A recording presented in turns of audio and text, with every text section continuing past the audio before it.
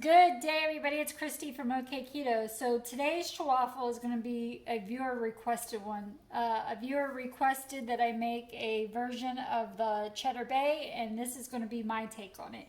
So in this bowl, I have a large brown egg I brought up to room temperature, and I went ahead and whisked.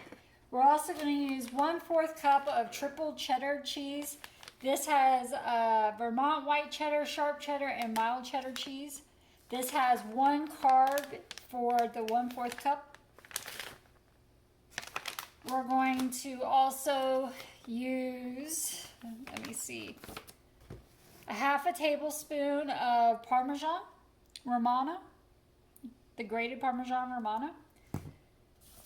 We're going to use a 1/2 tablespoon of coconut flour, a 1/2 teaspoon of parsley flakes. I'm using the dry, you can use fresh, of course. 1/4 teaspoon of garlic powder, so 1/4 teaspoon. And then I just shaked a little bit of Old Bay seasoning on top of my coconut flour, just to my taste. And some sea salt to my taste as well.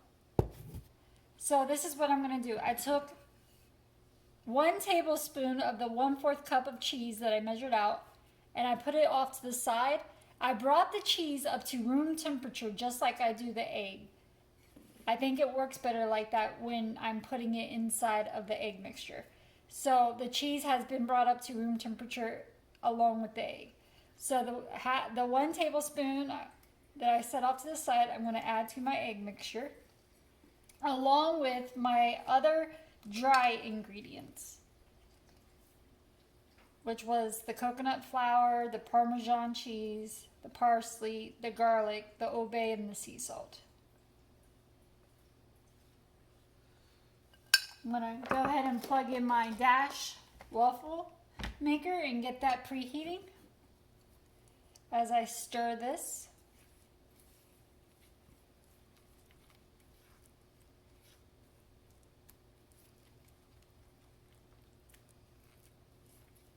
Of course, you can adjust this to taste.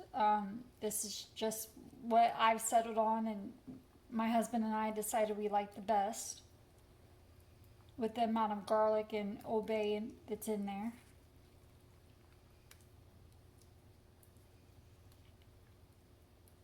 And that is what it looks like. So I'm going to take a little bit of the remaining cheese and just sprinkle it on the bottom of my waffle iron as it's preheating. It's okay. And I'm going to take 1/2 of my egg mixture and pour it on top. And I'm just going to use my little spatula to spread it around to cover all the grates.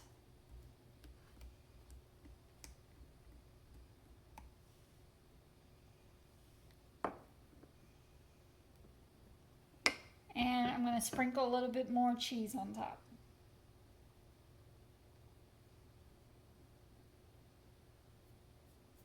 And I'm going to close this. When it's to the consistency I like, I take it out and I put it on a cooling rack. If I put it directly on a plate, the heat coming off of this will cause condensation and it will get soggy on the bottom. So I always place mine on a cooling rack when I take them out. So when I have 2 of them made, I will be back and show you what they look like plated up. And here they are plated up. I did chop up some fresh parsley and threw it on top. You can see from the side.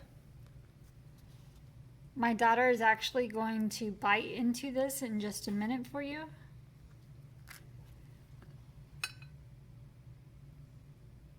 I did go ahead and melt some butter in this little ramekin. I'm going to pour on top before she takes a bite. And I'll be right back.